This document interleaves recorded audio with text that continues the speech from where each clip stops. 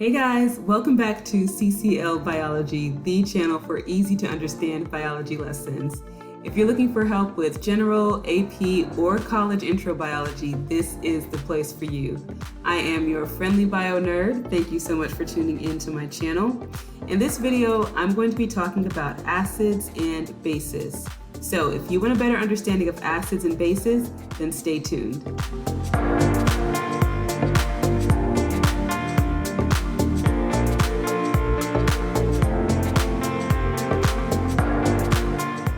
While you're here, don't forget to hit that like button below if you find this video to be helpful.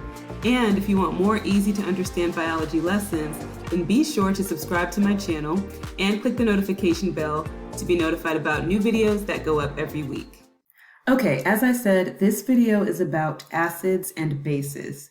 And we're going to get down into the nitty-gritty of this, probably more on the AP and college level. But even if you're taking general high school biology, I think this video will still help you, so don't click away. Now, before we can define what acids and bases are, we need to take a close look at water. Water molecules form hydrogen bonds with each other. Okay, so here I've got two water molecules, and a water molecule is made of one oxygen atom and two hydrogen atoms. So the O, of course, is representing the oxygen, and the H's are representing the hydrogens. Now, water molecules form hydrogen bonds with each other. Be sure to check out my video, 5 Great Things About Water, if you want to learn more about hydrogen bonds. To explain it quickly here, a hydrogen bond occurs between a hydrogen atom and another atom that is more electronegative than that hydrogen atom. So in the case of water, the other atom is oxygen. Okay, so let's take a look at what I have going on here in the lower half of the screen. So again, we see two water molecules, H2O, and you see these orange circles here. Now these orange circles are representing electrons. Those are the negative subatomic particles. So there are also protons in these atoms, but I don't have them pictured. So H2O is a neutral atom. That means it doesn't have an electric charge. And that's because the number of protons is equal to the number of electrons. There are 10 protons and 10 electrons. Again, I don't have the protons pictured, but we can count here with the electrons. We've got 2, 4, 6, 8, and then 10. So these electrons here are being shared between the hydrogen and the oxygen. Same here. And then the oxygen is also sharing 2 of its electrons with the hydrogens. Now that we see what's going on with these two water molecules, I should mention that this black line here is representing the hydrogen bond. So the hydrogen bond, again, is between a hydrogen in one of the water molecules and the oxygen in the other. Okay, it's always going to be between two different water molecules. You're not going to have a hydrogen bond within one water molecule. Now, sometimes a hydrogen atom that's participating in a hydrogen bond will bounce from one water molecule to another. Now, if we go back up here to a hydrogen atom, it has one proton and one electron. So here, the green circle is representing the one proton, and the orange circle is representing the one electron. So again, we've got a neutral atom, the charges cancel each other out. But when the hydrogen atom moves across the hydrogen bond from one water molecule to another, it's going to lose that electron. This means it now has one proton, as we see here by this green circle, and 0 electrons. We don't see any orange circles here. Since it has more protons than electrons, it now has a positive charge, and it goes from being a hydrogen atom to a hydrogen ion, which we call H+. So I'm going to come back down here, and I'm going to move this hydrogen that's in the hydrogen bond over from this water molecule up to this water molecule. Okay, so we see that the hydrogen has moved from this water molecule over here. And remember, it loses that electron. So I have that electron here just for the time being. And the hydrogen has traveled with its proton as an ion over to this water molecule. So that's why it says H+. Now, once that H+ ion joins with this water molecule that's also participating in the hydrogen bond, then this water molecule is going to gain a hydrogen as well as its positive charge from its proton. So now this molecule is no longer a neutral H2O molecule. It is now an H3O plus ion, which is called hydronium. Now, the 2 changed to a 3 from H2O to H3O plus because there are now 3 hydrogens. And now we have a plus at the end because we have more protons than we have electrons. We've got 11 protons now because we have this additional proton from this third hydrogen. Meanwhile, we still have only 10 electrons because this third hydrogen did not bring its electron along. All right, so now I'm just going to move this electron over here. All right, so meanwhile, this water molecule that just lost that hydrogen ion is no longer H2O either. This is now OH negative. It's negative because now it has fewer protons than electrons. It has 9 protons, and it has 10 electrons because it still has that electron that the other hydrogen left behind. So it also goes from being a neutral H2O molecule to an ion, OH negative, which is called hydroxide. Hydronium and hydroxide ions are what allow for acids and bases. So you want to make sure that you understand what they are and how they are formed. These are both molecular ions, and that just means that they were once molecules. They were both once H2O water molecules. They became ions because they gained a charge. In this case, the water molecule gained a positive charge to become a hydronium ion, and this water molecule gained a negative charge to become a hydroxide ion. So that's what they are.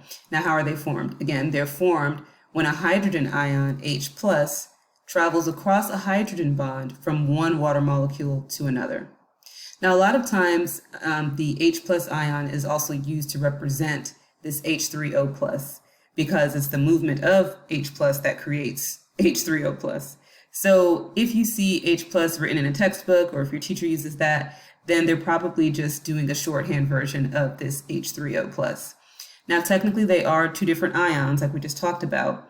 And in water, H+ is never going to be just floating around, staying on its own. It's always going to be moving toward something, usually attaching itself to another water molecule to give H3O+. It can also attach itself to other molecules, of course, but it's not really going to just be staying in water by itself.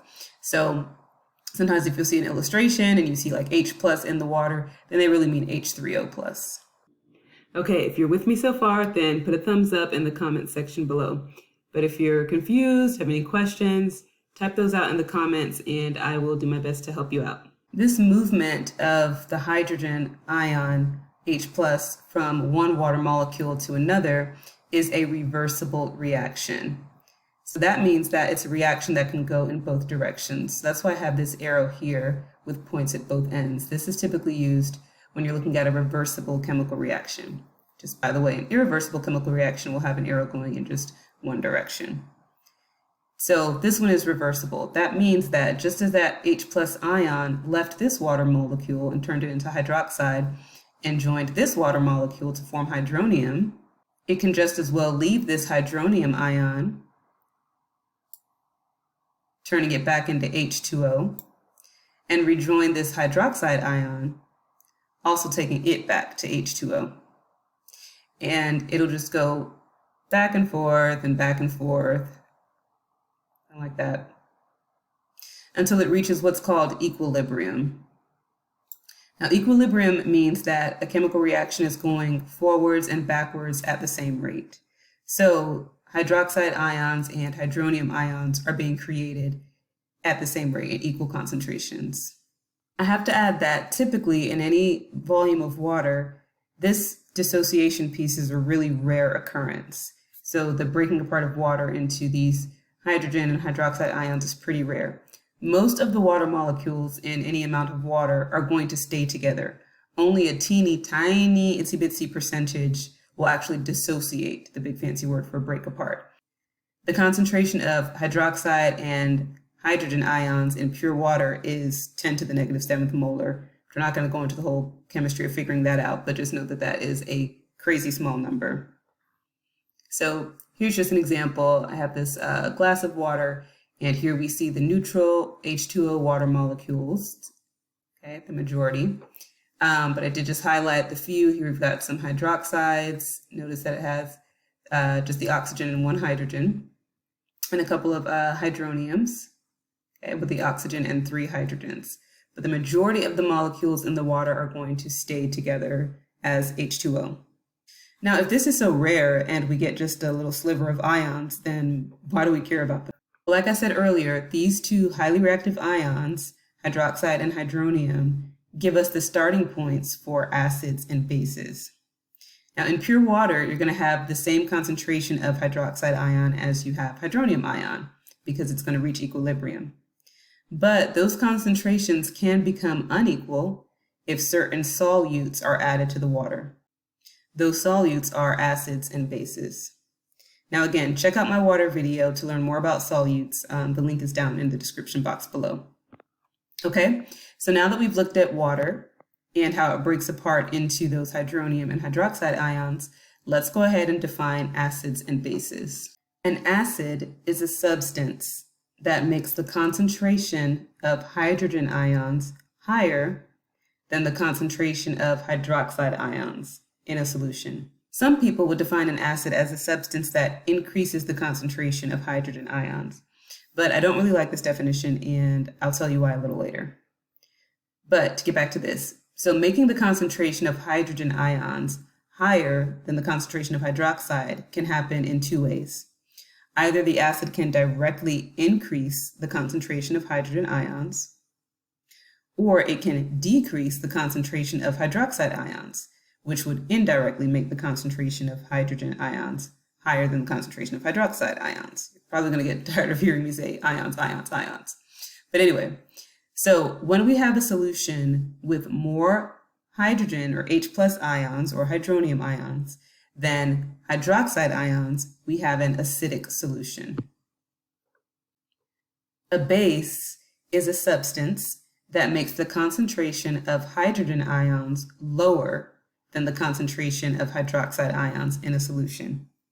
Again, some people would say a base decreases the concentration of hydrogen ions. And again, I'm not a big fan of that wording. But a base can make the hydrogen ion concentration lower than the hydroxide ion concentration in one of two ways. It can either directly reduce the concentration of hydrogen ion, or it can increase the concentration of hydroxide ion, which will indirectly make the concentration of hydrogen ions lower. Now let's look at 4 examples. So for our first example, we'll look at hydrochloric acid, or HCl. This is a substance that directly increases the concentration of hydrogen ions in the solution. When we add HCl to water, it dissociates or breaks apart. The hydrogen atom is going to leave its electron behind with the chlorine, and it's going to travel through the water as H+, just like we saw when water dissociates. That H+ is eventually going to join with water molecules to form hydronium, H3O+. So here in my basic picture, I've got HCl, the hydrochloric acid, in the water. It's breaking apart. The chloride ion, the chlorine has become a charged chloride ion because now it has the leftover electron that the hydrogen left behind. And the hydrogen, since it dropped an electron, now is the positive H+ ion. So it's going to join with H2O and start making H3O.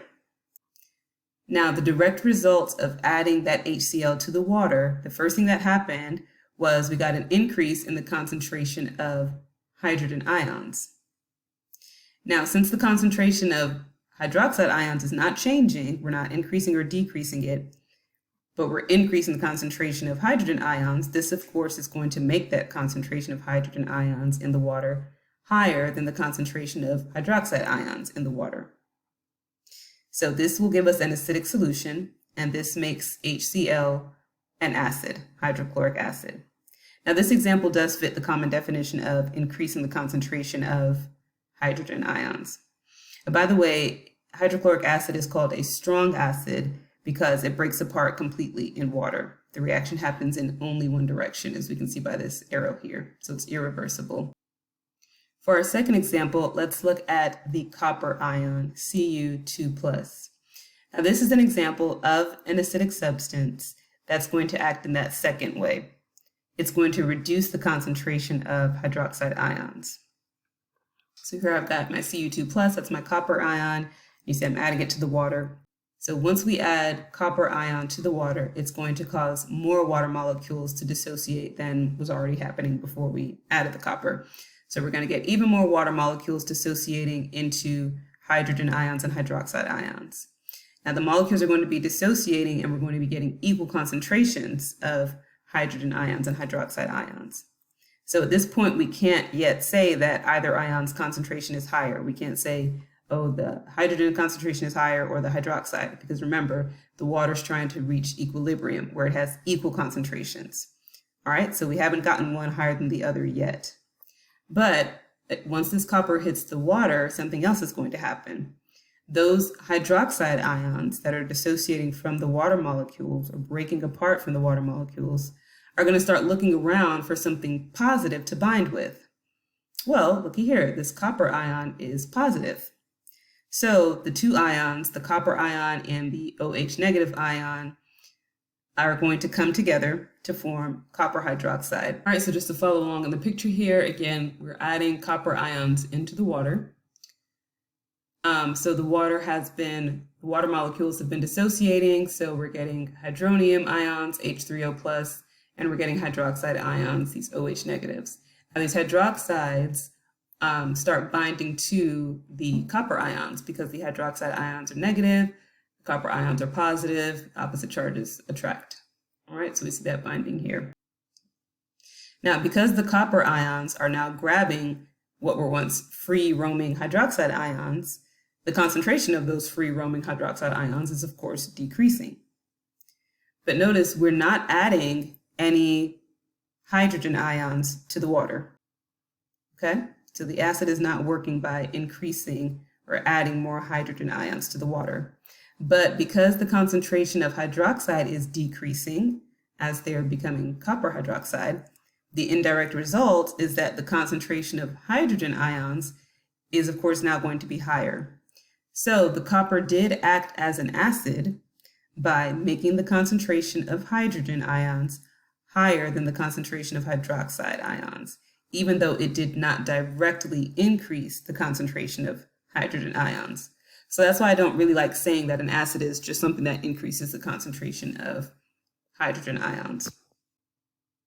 So just to point out here, we've got the reaction Cu2 plus, or copper, plus water, H2O, gives us copper hydroxide, which we see here, plus hydronium, which we see here, okay? And this is another irreversible reaction. Now let's go on to bases. So for our third example, ammonia Nh3. This is a base that directly reduces the concentration of hydrogen ions. When ammonia is placed in water, it's going to bond with those hydrogen ions that have already been dissociating from the water molecules.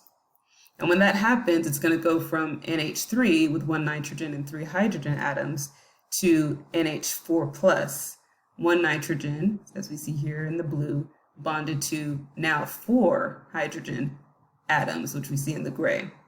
So it's going to go from NH3 to NH4 plus, which is called the ammonium ion. So it goes from ammonia, which is a neutral molecule, to ammonium, which is a positively charged ion.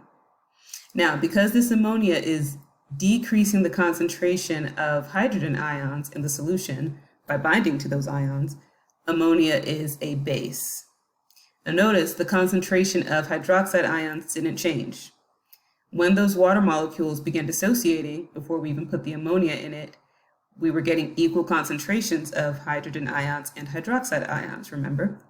Now, once the ammonia came in, the hydrogen ions started binding with that ammonia, but the hydroxide ions did not. Okay, so we didn't really mess with the concentration of the hydroxide ions here. So I've got NH3 ammonia plus hydrogen ions, which again are already here in the water because they're breaking apart, gives us NH4 plus ammonium. Now ammonia, by the way, is called a weak base because it doesn't dissociate or break apart completely. The reaction is reversible. So what that means is the ammonia can bind to hydrogen, a hydrogen ion to become ammonium, and on the flip side, ammonium can release a hydrogen ion to become ammonia here within this same cup of water. All right, for our last example, let's look at the second way that a base can work, which is by increasing the concentration of hydroxide ions.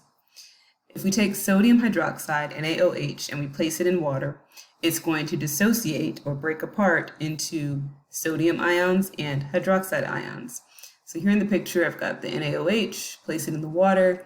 It breaks apart into, the gray circles represent the positive sodium ions. And then, as we've been seeing, the red and gray represents the negative hydroxide OH ions. Now again, remember, even before we added that sodium hydroxide, the water had already begun dissociating into equal concentrations of hydrogen and hydroxide ions. So once we bring in that sodium hydroxide, that NaOH, and it starts breaking apart, we get even more hydroxide ions, OH negative. Now eventually, they're going to look for and bind to hydrogen ions to make H2O, to make water. But the direct result, the first thing that happened once we dropped that NaOH into the water, is we got an increase in the concentration of hydroxide, which of course is going to make it higher than the concentration of hydrogen ions. So we have here NaOH, sodium hydroxide, gives us, in water, gives us sodium ions, Na+, and hydroxide ions, OH negative. Now this is a strong base, sodium hydroxide, because it dissociates completely in water. This is not a reversible reaction. Now, hopefully you see why I'm a little particular about the way I define acids and bases. Again, an acid makes the hydrogen ion concentration higher than the hydroxide concentration, while a base is going to make the hydroxide concentration higher than the hydrogen concentration. Now, if you think about it this way versus thinking in terms of just an acid increasing the concentration of hydrogen and a base decreasing it, it may make it a little easier for you to spot certain acids and bases, even if they don't have a hydrogen or a hydroxide attached. I know when I was trying to learn about it, it was a little confusing. If I saw something like copper, like what we saw earlier, how to know that it was an acid because I didn't see a hydrogen attached to it, or ammonia, how in the world I didn't know it was acting as a base because I didn't see a hydroxide attached. Think about it this way, that an acid makes hydrogen higher than hydroxide and a base makes hydroxide higher than hydrogen. That helped me out some, and hopefully it'll help you out too. Now, how can we remember that acids favor hydrogen ions and bases favor hydroxide ions? Well, one way that we can do it, or that you can remember it, is alphabetical order. A comes before B for the acids and base, and H comes before OH. So that's one way that you can remember it. Now, if you have any other way that you use to remember this, or something that just came to mind as you were watching this video, then put it in the comments below so that we can all have some way to remember what goes with what. But what you do need to know is that acids favor the hydrogen concentration and the bases favor the hydroxide concentration. Now, the last thing I want to mention is this. Notice how I talked about water breaking apart first in those 4 examples that we went over. The dissociation of water is an essential step in the formation of acidic and basic solutions. So let me break that down a little bit. We have to have water break apart into its hydrogen and hydroxide ions before we can have any acids and bases come into play. Now, when water does dissociate, that's not going to make it, stay acidic or stay basic. It doesn't change to an acid or a base just by the water molecules breaking apart. Now, it will fluctuate mildly between a slightly acidic pH and a slightly basic pH until it reaches equilibrium when the concentrations of the 2 ions are equal. And I'm going to do a separate video on pH, so be sure to stay tuned for that. So once the concentrations of the 2 ions are equal, like what we see here, and of course, these numbers are way, way small, but I've got 3 hydroxide ions and I've got 3 hydronium ions. So just trying to represent equal concentrations. So once we have that at equilibrium, then the water is going to have a neutral pH. It's not going to be acidic or basic. But if these water molecules never dissociated or broke apart in the first place, then we wouldn't be able to create acidic or basic solutions. Acids and bases work by changing the concentrations of hydrogen ions, or hydronium, and hydroxide ions to make one higher than the other. So if water doesn't break apart into those hydroxide and hydronium ions, then we won't have hydroxide and hydronium ions to begin with. And if we don't have hydroxide and hydronium ions to begin with, then we can't change their concentrations. So the fact that water molecules do break apart, even though it happens in very, very small amounts, is essential for us to have acids and bases. Well, that's it for today's video. I hope it was helpful for you. If so, then please put a thumbs up in the comment section below. If you have any remaining questions, then type those in the comments and I will do my best to provide you with an answer. Thank you again so much for watching CCL Biology, that is Christ-Centered Life Biology. God bless and bye-bye.